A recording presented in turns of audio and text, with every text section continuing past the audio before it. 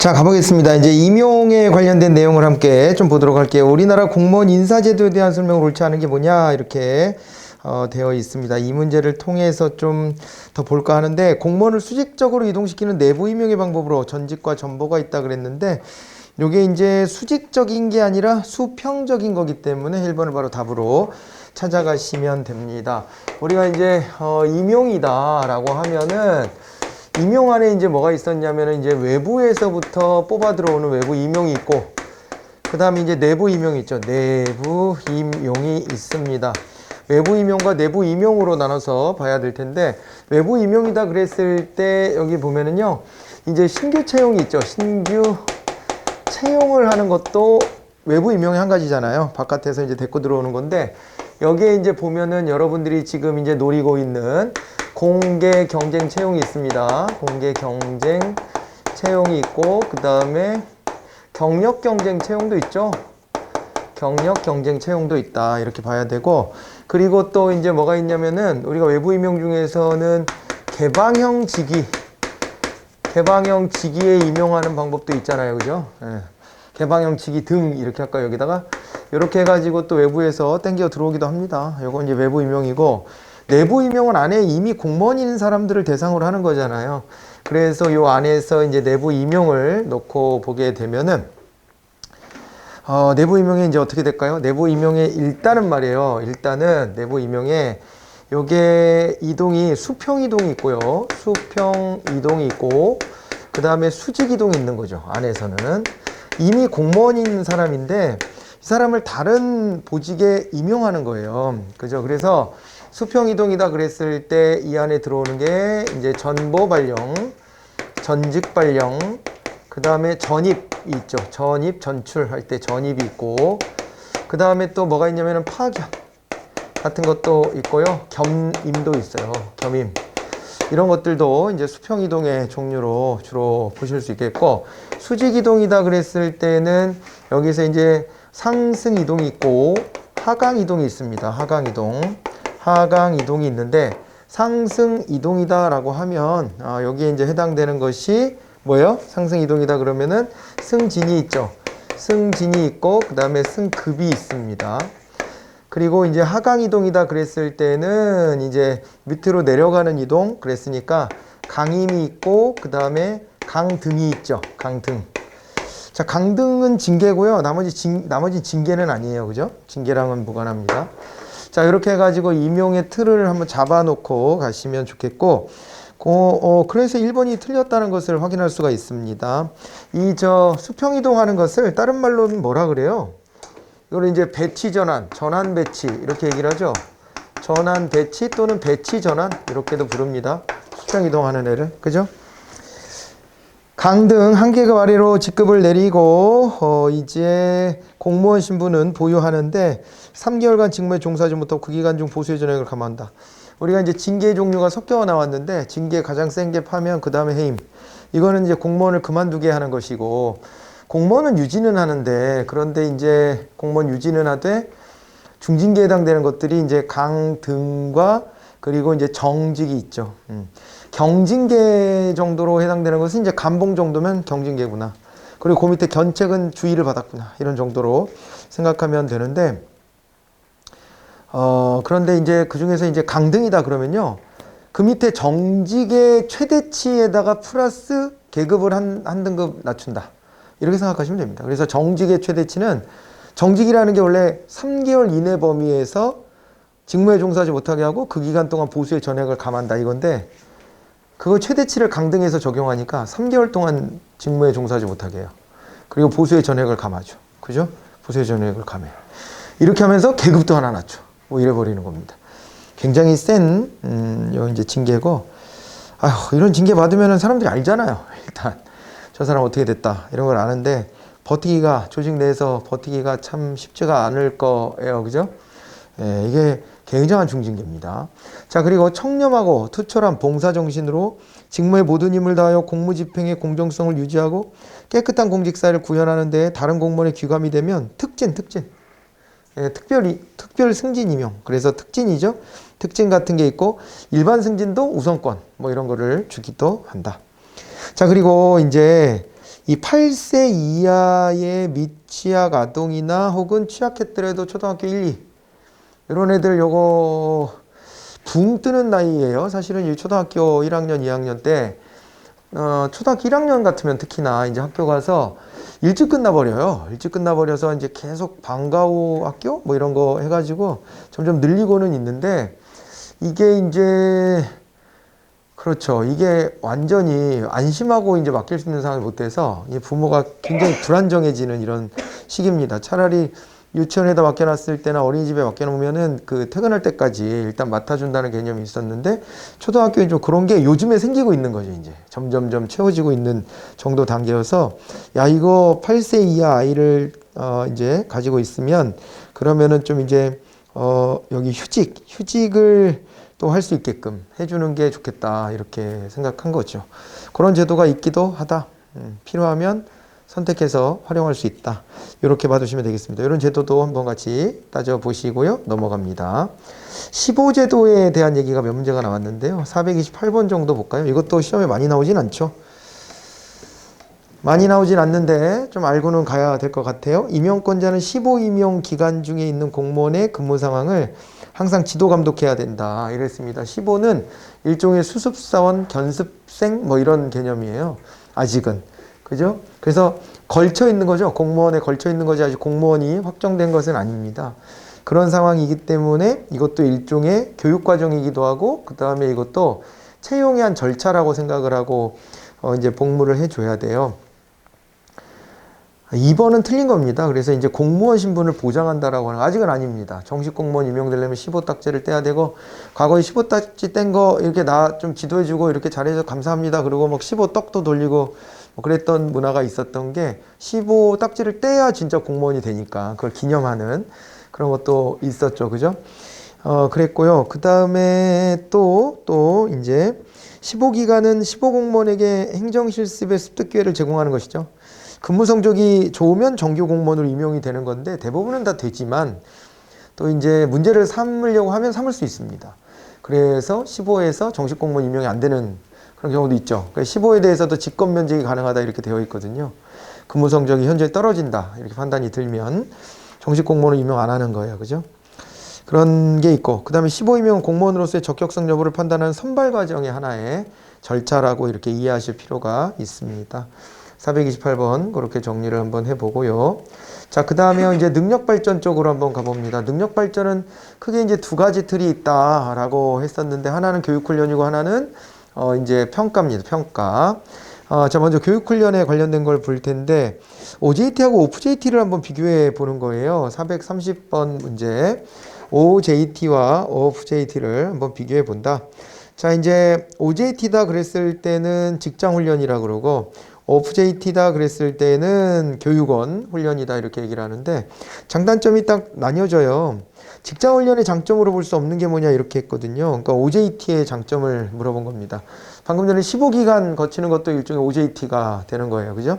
그런 것도 있고 그 다음에 직무 대리 같은 거를 하게 될 때가 또 있으면 그것도 일종의 OJT고 그 다음에 우리가 이제 Z형으로 순환부직하는 것도 일종의 OJT다.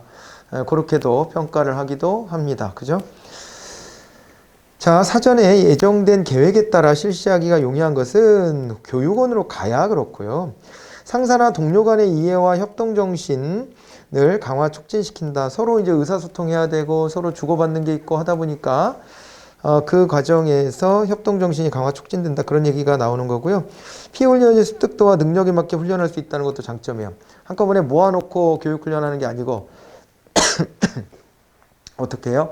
이거를요 개인계 1대1로 붙어가지고 해주는 거잖아요. 그러다 보니까 요거 같은 경우에 아무래도 그 사람의 단계에 맞는 교육훈련을 할 수 있다는 장점은 있습니다.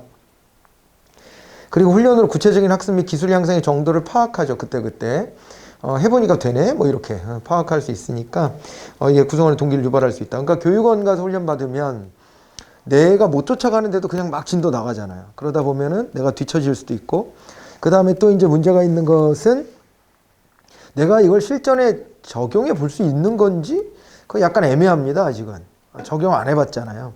훈련원에서 훈련받고 있으면 이제 그런 게 좀 애매한데 이게 OJT를 받으면 바로바로 즉각 써먹어 볼 수 있다는 장점이 있죠.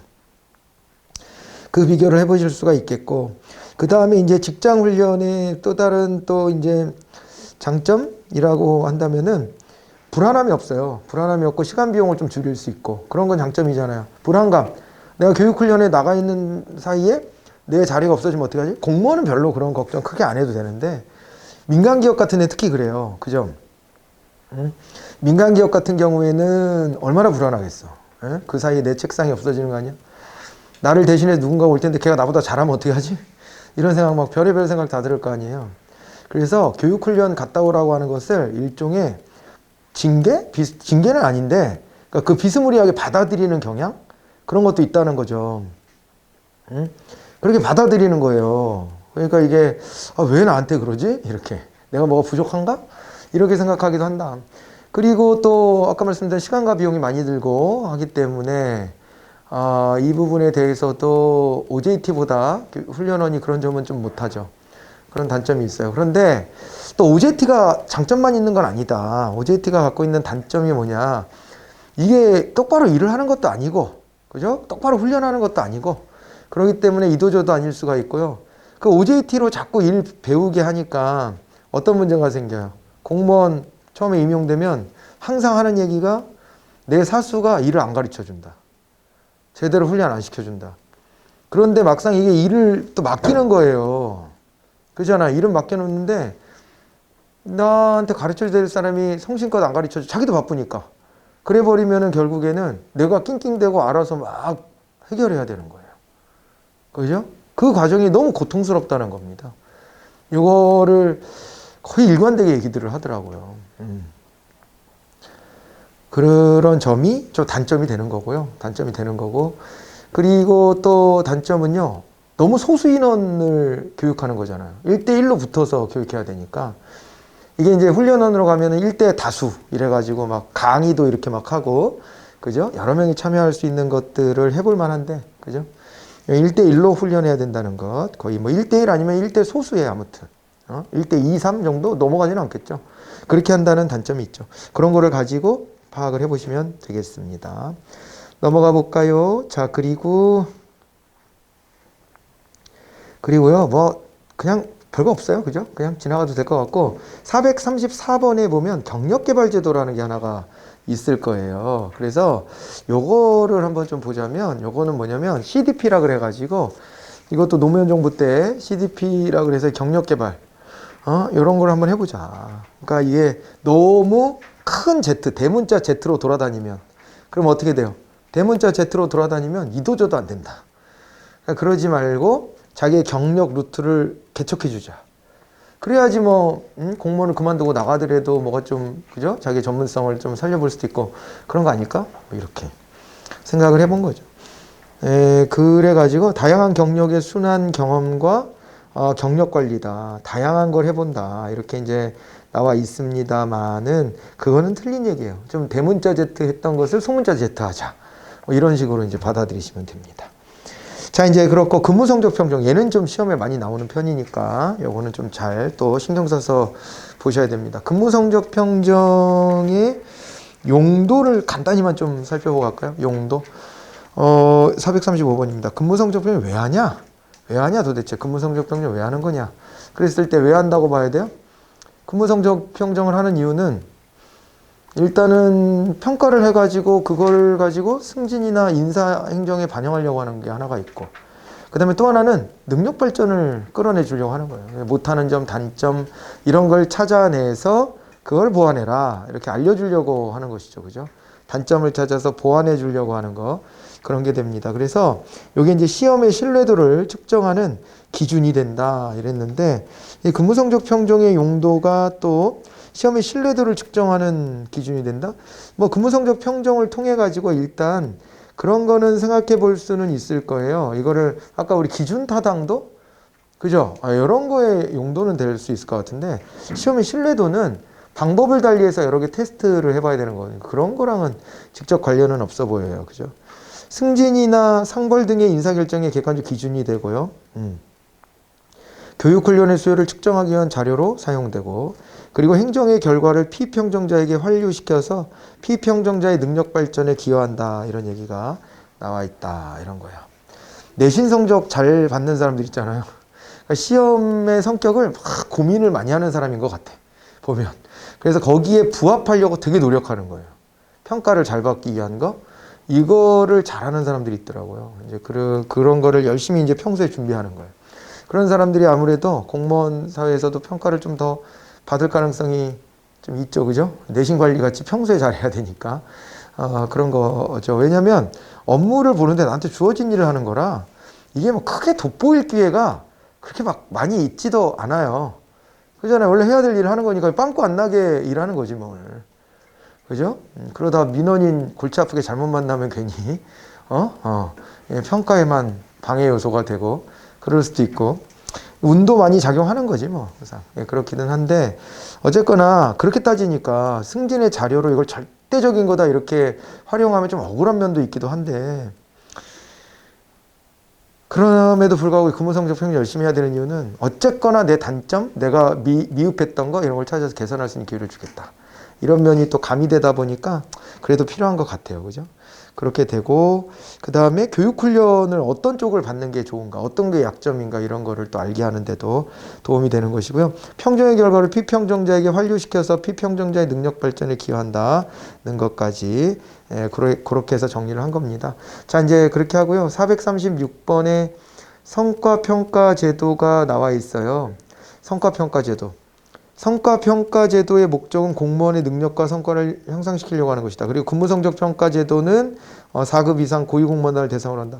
4급 이상 하고요. 그 다음에 고위공무원단하고 이렇게 이제 끊어서 봐야죠. 고위공무원은 당연히 1급, 2급 중심이니까. 그죠? 이제 상급에 뭐 짬밥 좀 된 사람, 이런 사람들까지가 포함이에요, 사실은. 상급이라고 당연히 뭐 고위공무원단 들어가는 게 아니잖아요. 그러니까 이제 그 정도 레벨에 있는 사람들이고 나머지 이제 4급 이상이다라고 끊어줬는데, 그럴 때는 우리가 뭘 한다고 그랬냐면 성과 계약을 맺고 성과 계약에 대한 평가를 한 다음 연봉에 반영한다. 성과 연봉제 한다. 이렇게 얘기를 했었습니다. 그래서 근무성적 평가 제도는 틀린 거죠. 이건 5급 이하에게 주로 5급 이하에게 근무성적 평가 제도를 한다. 이렇게 봐야 합니다. 그래서 2번이 답이 됐습니다. 우리가 그러니까 근무성적 평정이다 그랬을 때 크게 두 종류를 나눠봤잖아요. 2+1 정도?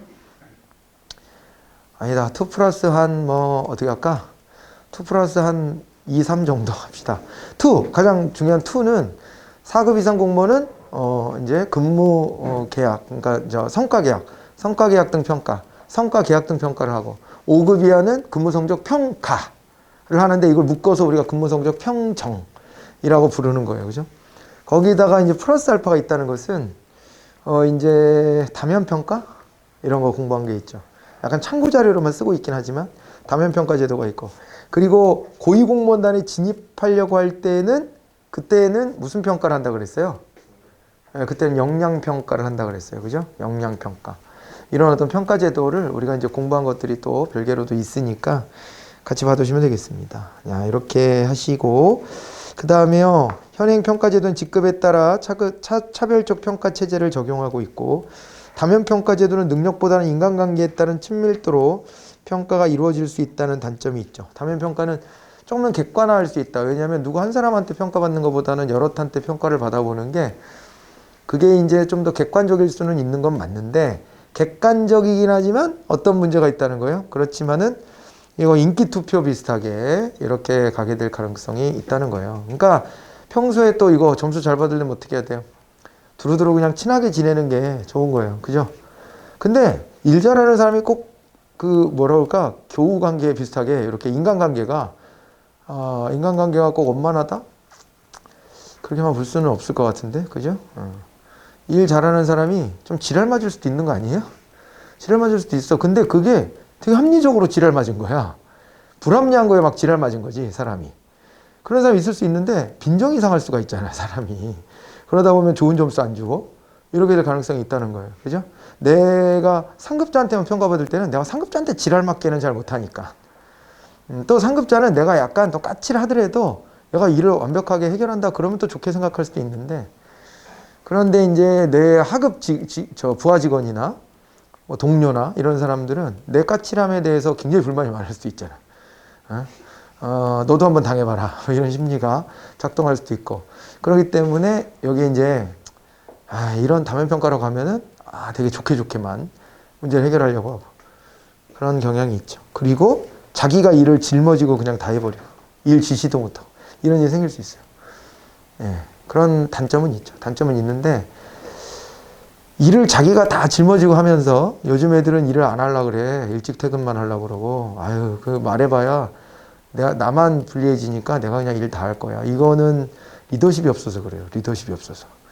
그거는 잘못된 겁니다. 붙잡고 앉아서 합리적으로 논의를 하든 뭘 하든 해서 해결해야 되는데 그런 거를 잘 못해서 그래요.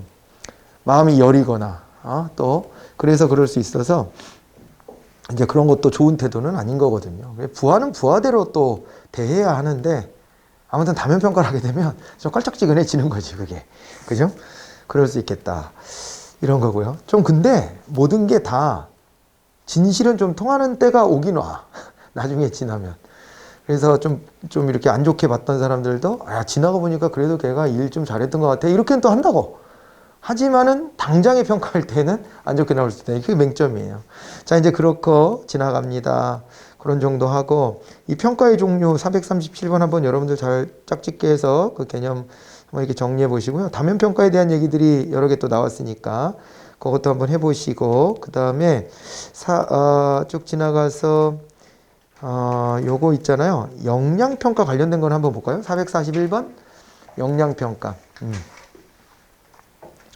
역량평가를 점점 확대하려고는 해요. 왜냐면은 기존의 평가들은 과거의 행위에 대해서 평가합니다. 그런데 우리가 관료제의 병폐를 얘기할 때 그 논리 중에 하나로 피터의 원리라는 게 있었어요. 피터의 원리.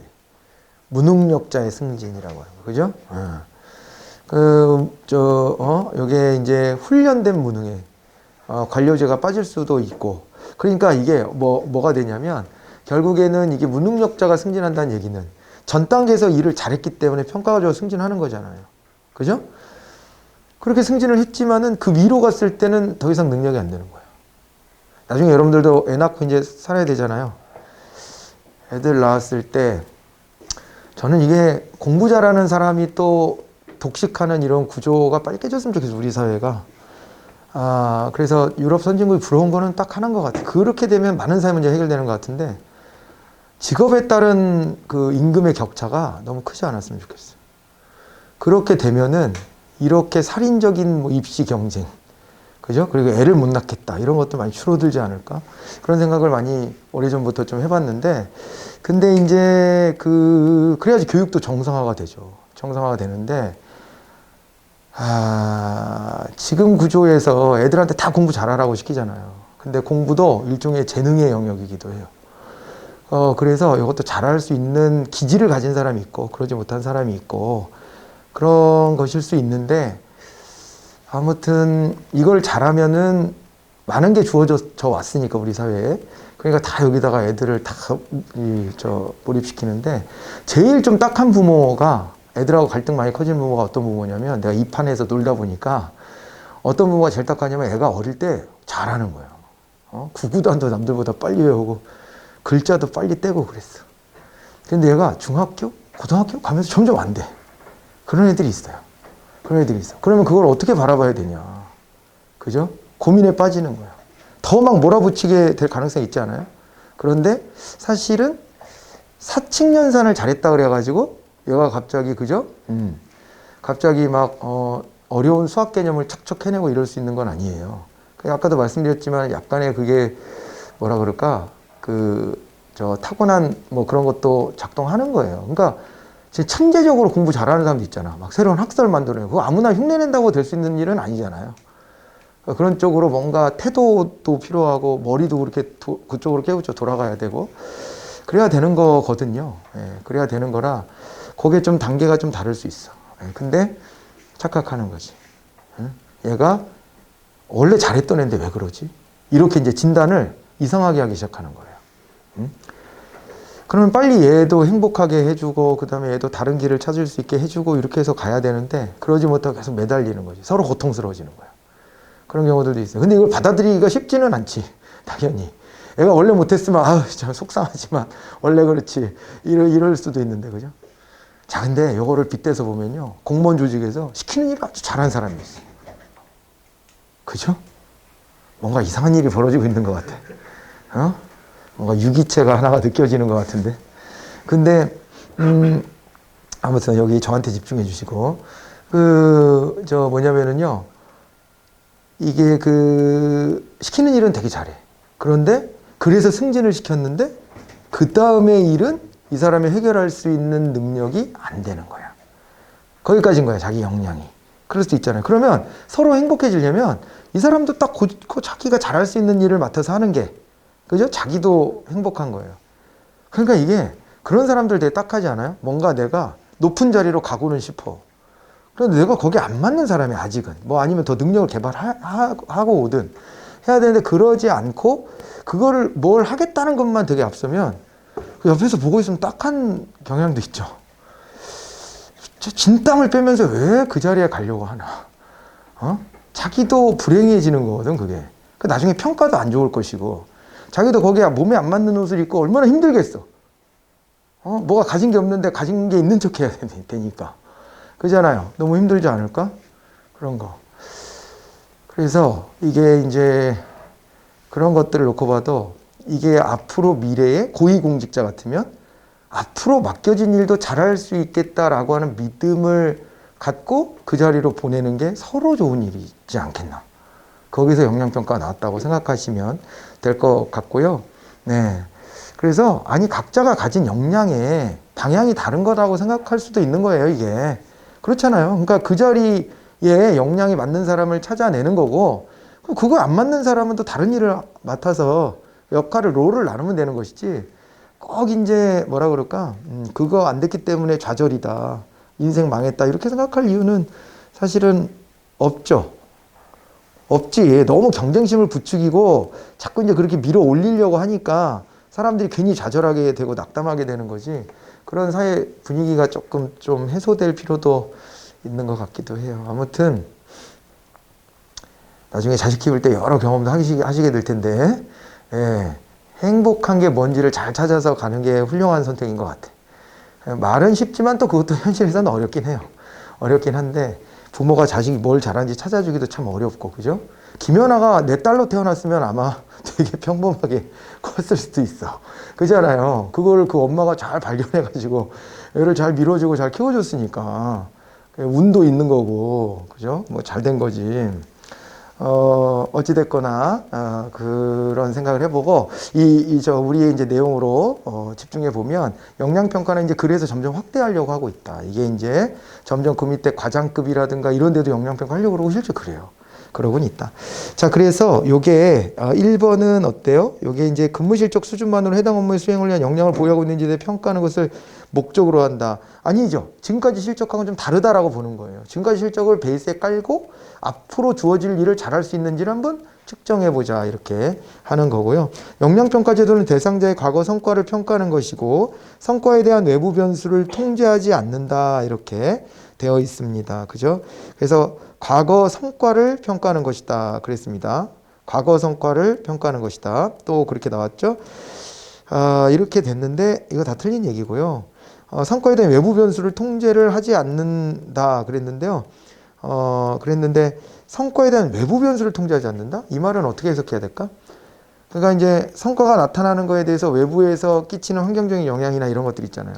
그런 것들도 그냥 조건이라고 보고 다 하는 거예요. 역량평가할 때는. 아마 그런 얘기를 하고 싶었던 것 같고, 역량평가 제도는 구조화된 모의 상황을 설정한 뒤 현실적 직무 상황에 근거한 행동을 관찰해 평가하는 방식이다, 이렇게 되어 있습니다. 예, 그래서 요거는 이제 맞는 얘기겠죠. 그죠? 시뮬레이션 같은 거 해보는 거예요. 그러니까 벌어지지 않은 일을 벌어진 것처럼 가정하고 해보는 거예요. 그리고 4번은 틀린 게, 우리나라 역량평가제도 보면 고위공무원에 들어갈 때 하나의 주제만 주진 않아요. 그럼 억울할 수도 있잖아. 내가 잘하는 주제가 나오는 사람은 운이 좋은 거고, 내가 잘 모르는 영역이어서 막 고민하다 보니까는 테스트를 잘 못 봤어, 이런 사람도 나타날 수 있어서 그렇게 가지고는 제대로 된 역량을 평가하기는 어렵다. 운이 작용한다. 그래서 몇 개의 주제를 가지고 그걸 가지고 역량 평가를 한다. 그렇게 봐두시면 됩니다. 요거. 자, 그렇게 봐두시고 지나갑니다. 이제 평정상의 오류로 가기 전에 442번도 이거네. 그죠? 요거는 평정자가 평정표에 나열된 평정 요소에 대한 설명 또는 질문을 피평정에 해당되는 것을 고른다. 해당되는 걸 고르면 체크리스트 하는 거고요. 이거 말고 우리가 주로 쓰는 것은 도표식 평정 척도. 그래서 질문들이 쫙 있고 그 다음에 그거에 대해서 이 사람의 점수가 몇 점인지 각 질문에 대해서 평가하는 거예요. 체크리스트는요, 그냥 쭉 열거 해놓고 왜 그런 거 있잖아. 우리 뭐 건강검진 같은 거 받을 때, 다음 건강 이상 증상이 있는 거 체크하세요. 그럼 나 심장질환이 있냐? 뭐 아니면은 어디가 속에 뭐가 위장병이 있냐? 이런 거 체크하라고 하는 거, 그런 비슷한 방식이니까 그거랑은 좀 차이가 있습니다. 평정상의 오류, 특히 요 단원에서 시험 제일 많이 나오는 부분이라고 봐야 될 겁니다. 뭐 간단한 문제들이 많이 이렇게 주어져 있는데요. 모여져 있는 걸 하나 보죠. 448번 한번 가볼게요. 금우성정 평정자의 평정도구를 이용해서 대상자를 평정할 때 나타날 수 있는 오류, 옳지 않은 걸 찾아보래. 연쇄효과, 이거 좀 많이 나오죠. 연쇄효과. 헤일로 이펙트. 우리가 이제 도표식 평정척도 하다 보면 연쇄효과에 빠지게 될 가능성이 높다 이렇게 봅니다. 사실은. 왜냐하면 그 여러 질문 중에 평가자가 제일 중요하게 여기는 요소가 하나가 딱 들어있어. 그러면 그거 점수가 높은 애는 그것 때문에 나머지들도 웬만히 좋은 방향으로 이렇게 체크를 해주고 평가를 해주고, 그 다음에 내가 중요시하는 질문에 대해서 별로 평가 점수가 좋지 않은 사람은 나머지 질문들도 다 그쪽 평가 점수가 안 좋은 쪽으로 몰리는 이런 경향이 생길 수 있는데, 그것을 우리가 헤일로 효과라고 얘기하는 것이죠. 연쇄 효과. 그렇게 얘기를 하는 것입니다. 연쇄 효과. 맞죠? 연쇄 효과. 그렇게 보고요. 그 다음에 집중화 경향이라는 게 나와 있습니다. 이제 요거는 평정 결과가 공개되는 경우에 평가 대상자 불편한 관계에 놓일까봐 한다. 일부는 맞거든요. 일부는 맞는데요. 가장 그런 거는 관대화 경향이고, 집중화 경향은 글쎄 이런 요소보다 불편할 거 느껴지면은 가운데 점수를 주지 않고 좋은 점수를 주겠지. 그러지 않을까? 근데 집중화 경향도 비슷한 경향이긴 한데, 이거는 딴 거보다도 심리적인 거예요. 너무 좋은 점수 주면 좀 해퍼 보이잖아. 막 준 거 같고. 근데 너무 또 안 좋게만 주는 것도 좀 그렇잖아. 그래서 중간적인 점수를 주는 겁니다. 중간적인 점수를. 맞아요? 그렇게 주는 거예요. 그래서 이런 심리적인 동인이 작동하는 게 좀 더 크지 않을까? 집중화 경향은? 그렇게 보여져요. 여러분 설문조사 같은 거 할 때 많이 해보셨죠? 매우 좋음 잘 체크하게 됩니까? 내가 너무 싸구려 같잖아. 그죠? 매우 좋음에다 평가하는 거. 내가 어쩔 때만 해주냐면 저도 무슨 서비스, 애프터 서비스 같은 거 받았을 때, 그 매우 좋음에 좀 체크해 주세요라고 굳이 얘기하잖아. 그죠? 어떻게 서비스에 만족하셨다면은 매우 좋음에 좀 체크해 주세요. 라고 하면은 그때는 그 사람하고 약속한 게 있으니까 매우 좀 해주는데, 그렇지 않고 그냥 나한테 설문지가 오면 그냥 좋음? 이 정도 하게 되지 않을까? 대체로? 그죠? 그렇게 하게 되는 경향이 있죠. 너무 나쁘다고 주기도 좀 그렇고, 그래서 중간 정도에 모아서 준다. 몰려서 준다. 거기 집중화 경향이죠. 그래서 아마 2번이 답이 될 것 같고요. 그 다음에 집중화 경향을 방지하기 위한 강력한 방법은 강제 배분법이에요. 이거 관대화 경향이나 집중화 경향 막으려면 둘 다 강제 배분하면 됩니다. 우리나라 그래서 5급 이하 근무성적 평가할 때 강제 배분법 쓰죠. 최우수 등급은 20% 이내, 최하위 등급도 10% 이상 줘야 된다. 이렇게 해가지고 탁 나눠놓습니다. 탁 나눠놓고 그 다음에 어때요? 그렇게 나눠놓은 상태에서 가운데 거기가 이제 빵빵해지는 거죠. 그죠? 표준편차 보면 가운데 몰아놓고 양쪽에 이렇게 해놓는 거랑 비슷하지 뭐. 그렇게 해가지고 나눠놓게 합니다. 그래서 3등급 이상으로 무조건 우리는 나눠놓고 최하위 등급 10%, 최상위 등급 20% 이 강제 배분한다. 그렇게 하면 어쩔 수 없이 그 중에 제일 잘한 사람들 또 골라내고 또 제일 못한 사람들 골라낼 수밖에 없는 이런 건데, 그것도 좀 한계가 있는 게, 우리 팀은 다 에이스들이야. 그러면 좀 억울할 수도 있죠. 우리끼리 상대평가하니까. 그잖아요. 그럴 수도 있는데, 세상에서 아주 완벽한 방법을 찾기란 어려운 일이라서 그 정도의 오차는 그냥 눈 감고 넘어가는 정도? 그렇게 하고 있습니다. 자, 그리고 근접효과. 이건 이제 시간상의 오차인데, 시간상의 오차 중에 최초효과가 있고 근접효과가 있어요. 근접효과는 최근의 일이 인상 깊어서 그 사람에 대한 평가를 그렇게 하는 거예요. 그죠? 그 사람에 대한 평가를. 그러니까 사람이 여태 잘하다가 한 번 실수했는데, 아이, 저 못 써먹겠다. 이렇게 해버리거나 하면은 근접효과죠. 그죠? 근접효과를 저지른 사람도 거꾸로 과거에는 되게 엉망진창이었던 사람이 한 번 잘하면, 최근에 잘하면 잘하지 않나? 이렇게 그냥 해버리는 거예요. 사람이다 보니까 각자의 스타일에 맞춰서 이런 오류들을 저지르게 돼요. 누구나 다. 근데 어떤 오류에 더 많이 빠져들었나는 개인차가 있어. 그런데 오류가 없는 사람은 없어요. 사실은. 오류가 없는 사람은 없는 거예요. 그죠? 어떤 요소가 됐건 간에. 그런 것들을 우리가 보는 겁니다. 평가에서 이런 거에 빠지지 않도록 노력하는 게 매우 중요한데 쉽지 않다. 어떤 오류라도 하나가 생기기 마련이다. 이렇게 봐야 되겠네. 자, 됐습니다. 그 정도 같이 보고요. 지나가죠. 사기양양. 사기양양에서는 공무원의 사기를 또 복돋아줘야 됩니다. 그죠? 공무원의 사기를 복돋아줘야 되는데, 이 공무원의 사기를 복돋아주기 위해서 필요한 것은 돈을 많이 주는 게 일단은 사기양양에 도움이 돼요. 이게 우리가 꼭 X이론적 인간이어서 꼭 그런 게 아니고, X이론적 인간이라고 하는 것은 보수에만 관심을 갖는 게 X이론적 인간이고, Y이론적 인간도 보수에는 관심을 같이 갖죠. 그잖아요. 왜냐하면 내가 노력한 것에 대한 보상이라고 또 생각할 수 있는 것이기 때문에 자존심의 문제가 있는 것 아니겠습니까? 그런 것도 있고 한데, 내가 이렇게 힘들게 공부해서 공무원 됐는데 생각보다 보수가 너무 작다. 그래가지고 낙담하는 경우도 상당히 많고요. 그것 때문에 이직하는 경우도 실제 있습니다. 야, 이거 가지고는 내가 하고 싶은 거 다 하면서 살기는 좀 어렵겠다. 이런 판단을 하는 거지. 실제로 좀 그런 경향이 있죠. 그런 경향이 있는데, 그러니까 이제 가늘고 길게라고 생각해야 됩니다. 공무원은 가늘고 길게 그렇게 봐야 되고, 민간기업 같은 경우에는 짧고 굵게, 대기업 다니면 짧고 굵게 이제 보상받겠지만 이게 언제까지 내가 거기 버티고 있을지가 장담이 안 되기 때문에 공무원은 그거를 이렇게 눌러서 길게 늘어뜨렸다라고 생각하면 좀 편한데, 이제 그럼에도 불구하고 그게 좀 불만이다 나는, 그런 사람들도 생길 수가 있을 만큼 공무원이 이게 노력해서 공무원 된 거 비했을 때는 보수 수준이 그다지 그렇게 높지 못한. 왜 그러냐면은 국민들의 인식이 그래서 그래요. 국민들이 공무원이 된 사람은 이게 공익에 대한 어떤 기여의 입장으로 이게 돼야지, 자기가 돈을 많이 벌려고 하면 안 된다, 이런 식으로. 그죠? 그러는데 저는 그렇게 생각하지 않는 사람이에요. 저는 여러분 편입니다. 저는. 그러니까 줄 거 주면서 나머지의 개혁들을 하는 게 더 좋아요. 그게 좋지. 이게 그렇잖아요. 네. 뭔가 높은 보상을 주고 그거에 대한 의무도 요구를 해야지, 그러지 않으면서 의무만 잔뜩 늘어놓는다고 그게 되지를 않아요. 절대 되지를 않아. 그런데 국민들의 관점은 많이 안 그렇더라고요. 저는 그거 더 확장해서 보면 시민단체 일하는 사람도 저는 그 사람 능력만큼 좀 받아갈 수 있게끔 후원금에서 좀 많이 월급도 가져갔으면 좋겠어, 나는 개인적으로. 그런데 시민단체 종사자 같으면 진짜 거지로 살아라고 요구합니다. 사람들이. 너네는 회식도 하면 안 돼, 거의 그런 거예요. 근데 그 말도 틀린 얘기는 아니지만 너무 그 사람들을 하죠. 옛날에 사회복지 공동모금에 다니는 사람들이 회식 한 번 했다가요, 언론에 크게 보도되고 완전 때려맞고 난리도 아니었어요. 회식 한 거 보니까 한 40만 원쯤 회식을 했더라고. 직원들 모여가지고 돼지고기 한 번 거먹으면 그냥 안 나오나? 나올 것 같은데.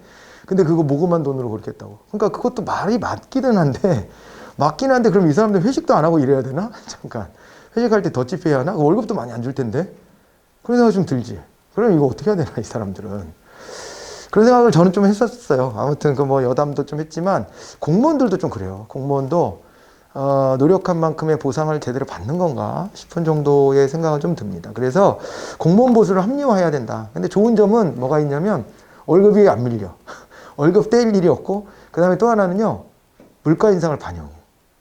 물가 인상을 반영해요. 그렇게 자동으로 올려주는 데가 거의 없어요. 공적 영역이니까 해주는 거야. 알아서 해주는 거예요. 그죠? 그 민간기업 같으면 어떻게 해요? 월급 올려달라 그러면 어떻게 해? 물가도 올랐는데 월급 올려주세요. 그러면 어떻게 해? 아, 회사가 어려워서. 원자재 가격이 너무 올라서. 이런 얘기 할 거 아니에요. 근데 공적 영역은 그렇지는 않아. 그리고 최저임금이 올라가면 알아서 밀려 올라가게 돼 있으니까. 그리고 호봉이 쌓이기 때문에 처음에는 너무 힘든데 이게 좀 올라가면은 낫죠. 올라가면 괜찮아요. 그래서 공무원 평균 임금 이런 거 나오는 거 보면 굉장히 세요. 꽤 세. 그런데 이제 처음에 입사했을 때 이제 그때 힘들지. 아무튼 이게 고민이 많이 되겠죠. 너무 많이 주면 또 국민이 뭐라 할 거고, 그래서 이제 그 450번 같은 문제가 나오는 겁니다. 그죠?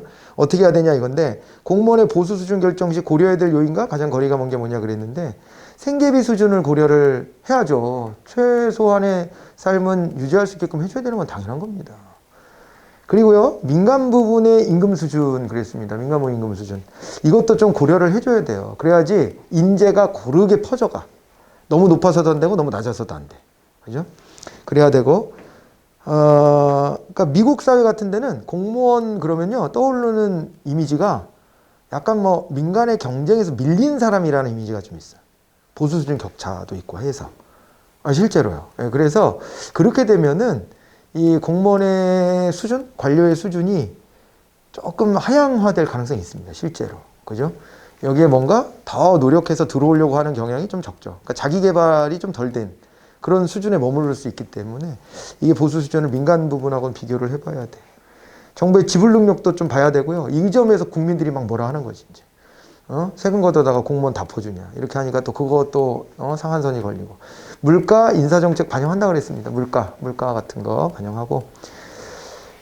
그렇습니다. 외국 공무원의 보수 수준, 이거는 뭐 고려할 수가 없죠. 물가도 다르고 하기 때문에. 그죠? 물가도 다르고. 해서 보수 수준을 그 외국 공무원하고 기준을 맞출 수는 없어요. 이게 좀 화폐 가치도 다르고. 그게 이제 물가를 반영해서 말하는 거죠. 화폐 가치가 다르다는 게. 그런 점을 반영을 해봐야 됩니다. 우리나라는 물가가 전반적으로 생활 물가는 높은 편에 속한다고 알려져 있죠.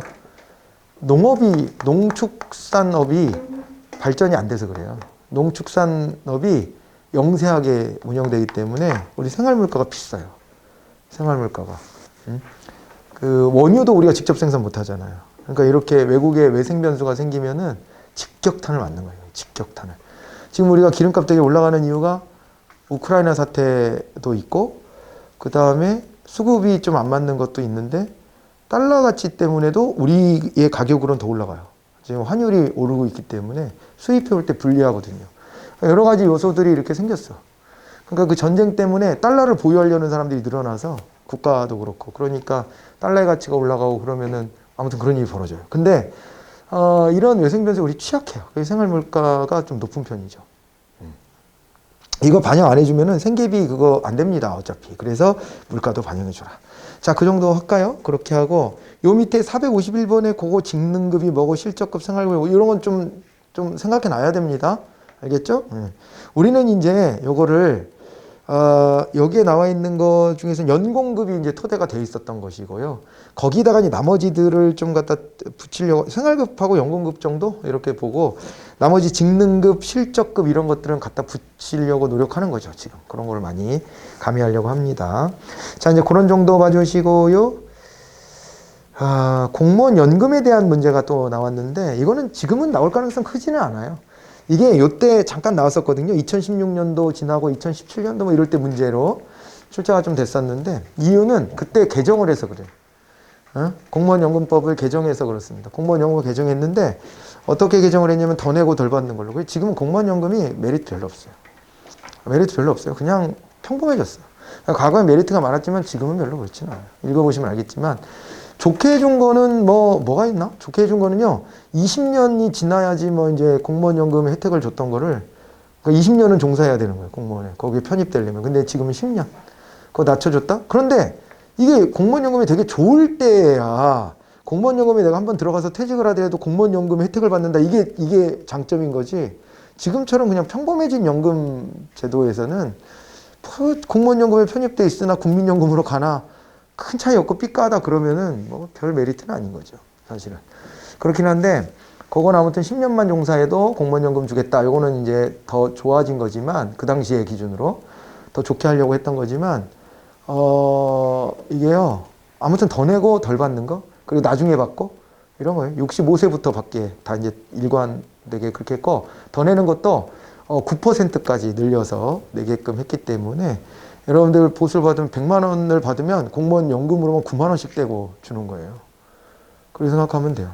9만 원씩 떼고 주는 거다. 대신에 정부가 9만 원 얹어주니까 많이 얹어준다, 9%. 그죠? 이렇게 생각하기도 하거든요. 민간 기업은 어떻게 되냐면 절반 수준이에요. 절반 수준. 본인도 한 4.5%. 기업도 4.5% 얹어줘요. 그렇기 때문에 민간보다 2배로 얹어준다. 그래서 그건 장점인데 그 함정이 있어. 민간기업 다니잖아요. 퇴직금이 있어. 공무원 퇴직금이 없어. 그렇잖아요. 퇴직금 따로 책정 안 하잖아요. 그렇게 따지면 퉁 쳐줄 것 같은데 거의. 그러니까 이제 막 대통령 선거 그 후보 토론할 때 거기서 연금 통합 얘기도 이제 나오고 그러는 거예요. 연금 통합 얘기도. 굳이 2개, 3개로 나눠서 할 필요가 없지 않냐. 뭐 이런 겁니다. 통합하는 거. 그죠? 그것도 하나의 방법이에요. 지금은 크게 반대 안 해요. 예, 제가 저 전문가 그 교수님한테 물어본 적이 있어요. 대학 교수님한테도. 지금쯤이면 통합하는 것도 괜찮지 않냐. 일어나는 것도. 그랬는데 본인은 그렇게까지 생각을 안 한다고 하면서도 크게 뭐 그게 되게 안 될 것 같다 그렇게는 말 안 하더라고요. 그러니까 이게 충분히 좀만 고민하면 가능한 정도 수준. 이게 여러 개로 나눠갖고 따로 할 필요가 없는 그런 단계까지 왔다. 그런 기준으로 거기 보시면 돼요. 예, 그래서 거기 수치들 나오는 건 한번 그냥 체크만 해두시고 암기 영역이니까. 그러기는 한데 시험에 그렇게 출제는 잘 안 돼. 요때만 잠깐 반짝. 이건 잘했다고 막 했던 거거든요. 왜? 국민들은 공무원이 많이 받는 거 싫어해. 일단. 그래가지고 그렇기도 하고 적자가 계속 났거든요. 적자가 나서 이대로 가면은 이제 일반 국민 세금 거둔 걸로 자꾸 메꿔줘야 되니까 전입해줘야 되니까 그러니까 이제 그 구조를 바꾼 거. 어쩔 수 없는 거예요. 이건 국민연금도 근데 희망이 그래도 여러분들한테 있는 거는 국민연금도 더 내고 덜 받는 구조를 또 바꿔야 되거든.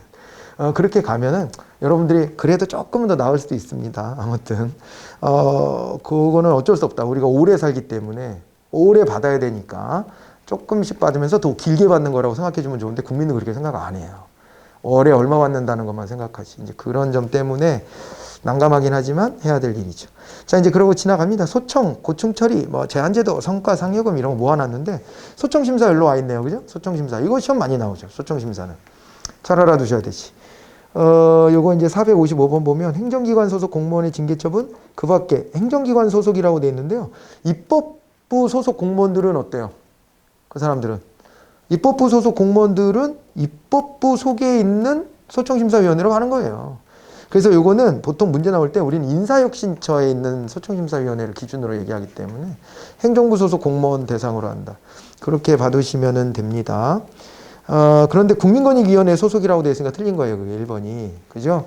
인사혁신처 소속으로 되어 있는데 그렇게 되어 있네요. 국민권익위원회로. 이건 틀렸고 1번이 바로 답이고요. 정당에 소속된 사람 소청심사위원회 위원이 되면 안 돼요. 왜냐하면 정파적인 판단을 해버릴 수도 있으니까. 그러니까 징계가 올라왔는데 지금 현 대통령한테 막 댐비다가 올라왔어요. 이 사람이. 댐비다가 이제 징계를 받아가지고 억울합니다. 그러고 소청심사 받으러 왔어. 그런데 여기 정부 여당 출신 위원들이 쫙 앉아있어. 그럼 어떻게 되겠어요? 나쁜 놈이네 이거. 야, 대통령이 명령 지시하면 무조건 따라야지. 네가 개겨? 나쁜 놈. 징계는 정당해. 이렇게 해버릴 수도 있기 때문에 정당 저 소속인 사람은 들어가면 안 되고 진술기에 줘야 됩니다. 왜 억울한지. 이거를 본인 스스로 주장할 수 있어야 됩니다. 주장할 수 있어야 되고 그 다음에 기속한다. 이거 되게 중요한 거죠. 기속력을 갖는다. 강제력을 갖는다. 그래서 소청심사위원회는 행정위원회 성격이 있다. 이렇게 보는 건데 그 밑에 문제를 보면은 이 고충처리제도하고 또 이제 비교를 해놨단 말이에요. 근데 고충처리제도 비교하면 뻔한 거 물어봅니다. 고충처리제도는 권고만 한다. 권고만 하지 강제력은 없어. 대신에 범위는 넓어.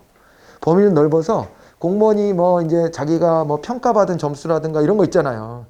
어찌됐거나 자기가 불만 있는 건 다 얘기할 수 있는 거예요. 근데 소청심사의 대상은 불만 있는 걸 다 말하는 것이 아니라 뭘 얘기해야 돼요? 불만 있는 걸 말하는 게 아니라 이거는 위법적인 상황이다 라고 하는 것을 입증할 수 있어야 돼요. 이게 위법적이다 라고 하는 걸. 그죠? 위법적이다 라고 하는 걸 입증해야 돼. 징계가 과하다 싶으면 징계가 과하다는 것을 다른 케이스나 이런 걸 가지고 비교해서 입증을 하든 뭘 해야 돼요. 과잉금지 원칙 있잖아요. 과잉금지 원칙. 제가 예전에 얘기했었죠. 민중은 개돼지다라고 얘기했다가 공무원 잘려가지고 그 사람 그죠? 파면돼가지고. 근데 과잉된 거예요. 그 사람 말에 동의하기는 어렵지만은 술 먹고 꼬장 부리면서 말 한마디 한 걸로 파면하면은 뭐 다 잘려야지 뭐 사실은. 에? 그건 마녀사냥 당하듯이 언론에서 그게 너무 공표돼서 그렇게 국민의 또 저기가 돼서 정부에서는 빨리 얘를 주업해가지고 쫓아내야 이게 문제가 해결되니까 그렇게 한 것 뿐이지 당사자 입장이 굉장히 억울한 일이 되는 거예요. 그거를 내가 어떻게 뭐 공무원 조직에다가 뭘 어떻게 한 것도 아닌데. 응? 그런 게 과잉금지예요. 그러니까 품위 손상을 했기 때문에 징계는 받을 수 있지만 심하지 파면은 최고의 징계인데 이런 게 돼서는 안 돼요. 이런 게 이제 입증이 돼야 돼. 그럼에도 불구하고 소청심사위원회에 그 사람이 기각됐어요. 파면된 거. 계속 파면 정당하다 이렇게 갔어. 법원 가서 뒤집은 거예요.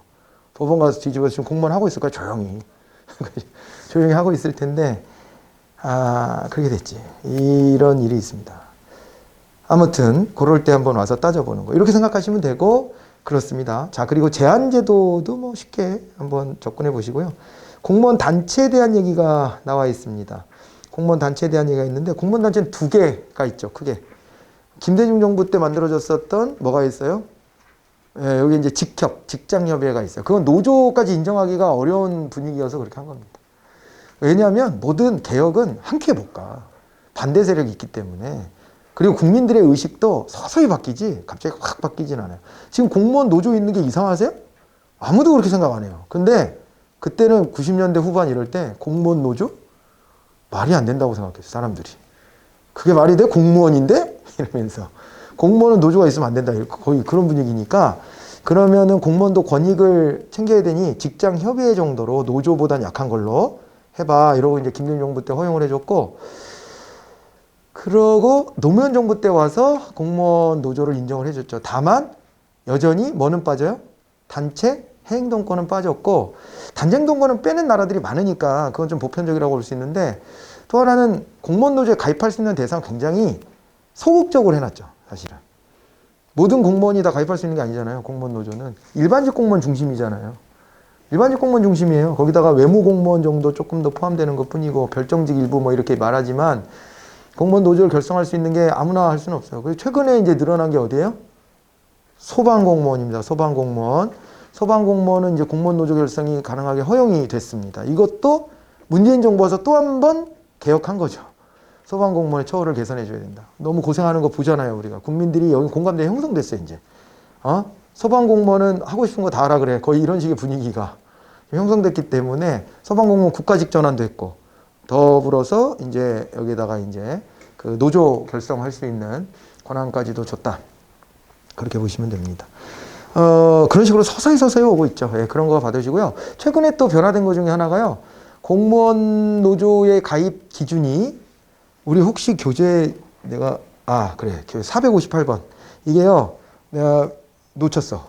이 교정 볼 때 6급 이하, 이거 옛날 문제 제가 응용해서 그런데 6급 이하 공무원은 모두 공무원 노조에 가입할 수 있다 이렇게 돼 있잖아요.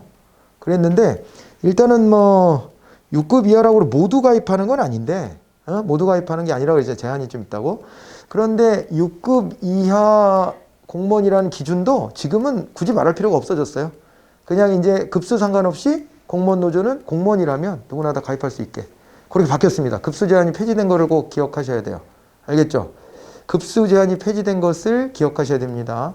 그걸 기억을 하시고, 그 다음에 또 뭐가 있냐면요, 옅던 자도 노조원의 신분을 유지할 수 있어. 내가 공무원이었고 공무원 노조에 가입돼 있었어. 그런데 뭐 이를테면 징계를 받아가지고 내가 잘렸어. 근데 난 그게 억울해. 그럴 때 경직되게 이거를 해석하면 어떻게 되냐면, 이제 공무원이 아니네, 잘렸으니까. 그러면 노조원이 될 수 없어. 이렇게 해석을 해왔어요, 지금까지. 근데 그것을 바꿨다. 옅던 자도 계속 공무원 노조 활동을 유지할 수 있다. 그러니까 저처럼 원래 공무원에 한 번도 대본 적이 없는 사람이 공무원 노조 가입할래요? 그럼 못 받아주지만, 공무원이었던 사람이 나는 여기서 잘못된 거 주장하다가 내가 잘렸다라고 생각하는데, 그런데 노조 활동을 더 이상 못해. 이렇게 되면 그 사람의 권익을 보호 못 해주는 거잖아요. 이런 기준들을 바꾼 이유는요, 문재인 정부가 되게 개혁적이어서 라기보다도 유럽에서 요구한 거예요. 우리나라에. 그래서 민간 노조에 대해서도 좀 바뀐 게 있어요. 노조를 니네는 계속 탄압하는 것 같다. 이렇게 우리한테. 걔네의 눈으로 보면. 노조를 탄압하는 것 같은데, 그런 식으로 해가지고 말이야, 노동자들을 억압해가지고 인건비 낮춰서 생산한 물건을 유럽에다 와서 팔으려고 그래? 우리는 못 사. 이렇게 해가지고 그게 글로벌 스탠다드가 된 거예요. 그래가지고 그 시한에 맞춰갖고 우리가 이제 거의 쫓아가면서 이거를 한 거지. 그래서 법을 바꾼 겁니다. 그래가지고 그런 게 다 풀렸어. 아무튼 그 속에서 우리 공무원 노조에 대한 게 혹시 나오면 그런 거 잘 좀 체크를 해 놓으시면 됩니다. 그렇게 해서 풀어내시면 되고, 단체 행동권이 없다는 게 시험에서 나오는 포인트입니다. 단체 행동권은 주어져 있지 않은데 예외는 있어요. 사실상 노무종사자라고 해서 집배원들 있잖아요. 이런 경우는 이제 단체 행동권을 보장을 받는다 이렇게 보시면 됩니다. 그런데 안 되는 게 있어. 노조가 막 주장하고 싶어도 안 되는 게 있습니다. 원래 민간기업 노조도 못하는 게 있어요. 경영권에 간섭하는 거. 회사가 앞으로 이걸 개발하기로 했는데 그건 안 돼! 뭐 이렇게 한다든가 그건 안 돼. 경영권에 간섭하는 거 안 되고요. 인사권. 너 일로 가 그랬더니 노조가 안 돼! 투쟁! 이거 안 됩니다. 그거 안 되는 거예요. 두 가지가. 두 가지가 안 되는 건데 정부 쪽에는 그거를 이렇게 변환해서 보면 정부 정책 결정에 있어서 노조가 개입할 수 없어요. 그걸 반대할 수 없고 인사권에 또 개입할 수 없어요. 그런 거는 대상이 안 되고요. 또 그다음에 우리나라 노조는 정치 활동은 금지됩니다. 정치적 구호를 외치는 건 안 되고 자신들의 순수한 처우 이렇게 얘기하는데 애매하긴 해요. 왜냐하면은 법 제도 때문에 자기네 처우가 이거밖에 안 되라고 생각하면 법을 바꿔라 이렇게 주장하게 연결되거든요. 근데 정치적 활동은 안 돼라고 차단해놨기 때문에 살짝 그 경계에서 약간 애매한 상황들이 발생하기는 해요. 뭐 근데 그런 정도 수준입니다. 우리가 이제 그렇게 봐두시고 그렇게 정도 하면은 문제 푸실 수 있을 것 같아요. 네, 그렇게 푸시고요. 이 근무기율 또 시험에 나오는 게 아까 징계 그런 거 많이 나오고 그 다음에 또 공무원의 윤리 의무에 대해서 많이 나오잖아요. 요거는 이제 끊어서 가겠습니다. 그래서 근무기율부터는 잠깐 쉬었다가 이어갈게요. 잠깐만 쉬었다 오세요.